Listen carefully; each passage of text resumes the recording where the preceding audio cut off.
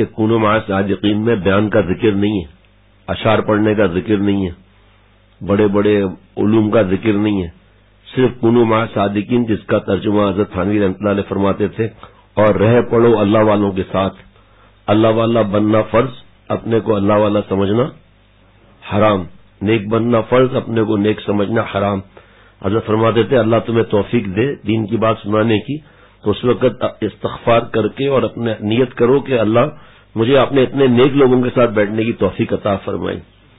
تو فرمایا کونوا مع الصادقین کا ذکر ہے۔ اگر بیان کا ذکر ہوتا تو شیخ جب بوڑھا ہو جاتا ہے، کمزور ہو جاتا ہے، بیمار ہو جاتا ہے، سب چھوڑ کے بھاگ جائیں، اور جو واعظ کے عاشق ہوتے ہیں وہ بھاگ بھی جاتے ہیں، اور جو جن پر اللہ کا خاص فضل ہوتا ہے تو آخری سانس تک شیخ کے ساتھ رہتے ہیں، چاہے بیان ہو یا نہ ہو، کہ کونوا مع الصادقین میں کسی بیان کا ذکر ہے ہی نہیں۔ تو فرمایا خاموشی میں، اب جیسے آج مجلس ہوئی تو اس میں ہمیں تھوڑی دیر دین کی بات ملی، لیکن کونوا مع الصادقین پہ تو اللہ تعالیٰ نے عمل کروا دیا نا۔ مجھے اللہ نے توفیق دی، اتنے سارے دوست نیک، ان میں اللہ نے مجھے بٹھایا۔ پھر ہر شخص دوسرے کو نیک سمجھے، اپنے کو نیک نہ سمجھ دے۔ کسی کی کیا کیفیت ہے، کسی کا صبر ہے، کسی کا شکر ہے، کسی کی نظر کی حفاظت ہے، کسی غصے کی حفاظت ہے، کہ کرسی پر نہیں بیٹھے گا۔ اچھا تو فرمایا کہ یہ سب دل سے دل میں نور ٹرانسفر ہوتے رہتے ہیں، پتہ نہیں چلتا، بعد میں پتہ چلتا ہے۔ کوئی بلب 10 پاور کا ہے، کوئی 50 کا ہے، کوئی 500 کا ہے، تو 1000 پاور کا ہے۔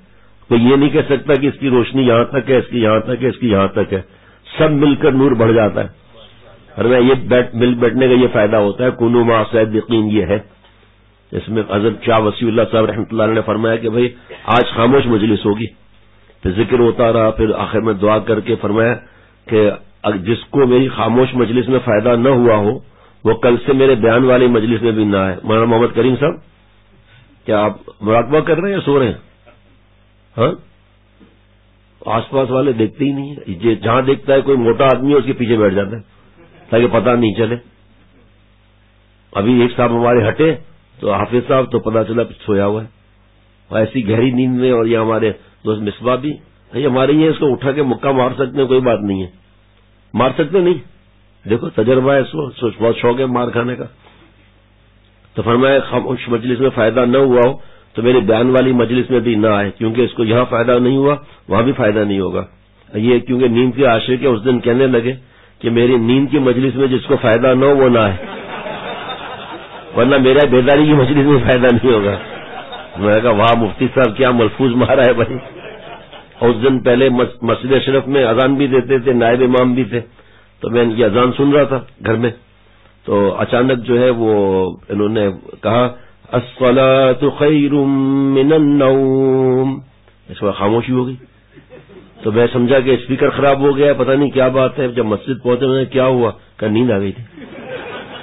تو بھائی آپ خود ہی تو پیغام پہنچا رہے کہ نیند سے بڑھ کر نماز ہے، اور آپ خود جو ہے وہ سو رہے۔ ایک دفعہ ہمارے امام صاحب مولانا اسحاق صاحب دامن برکاتہم نماز پڑھا کے چلے گئے، یہ سجدے میں ہی لیٹے ہوئے بھائی صاحب۔ نکاح کے وقت دیکھتا ہوں کیسے سوتے ہیں۔ بھائی ان کے ساتھ افطار کتنے لوگوں نے کیا؟ ہاتھ کھڑے کریں گے مجھے ذرا، یہ لو بھائی، یہ اتنے لوگوں نے ان کے ساتھ افطار کیا، کبھی سوئے ہیں یہ؟ ابھی ان کا جب مدرسہ ہوگا تو اس وقت دیکھتا ہوں پیسہ جو ملے گا وہ کاؤنٹ کرتے ہوئے سوتے ہیں یا نہیں سوتے ہیں۔ عجیب حالت ہے، پوری سوسائٹی کو سلا کر پھر سوئیں گے، ان کی ڈیوٹی لگی ہوئی ہے پورے سوسائٹی کی۔ یہ تو شکر ہے نماز آپ نے پڑھائی ہے، مفتی صاحب نے پڑھائی، آپ نے پڑھائی، شکر اللہ سے۔ آج کل ویسے سوتے نہیں، آج پتہ نہیں کیا ہو گیا، مجھے ڈر لگ رہا ہے پھر نماز میں سوئے۔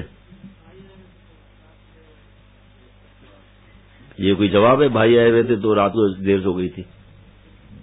السلام علیکم ورحمۃ اللہ وبرکاتہ۔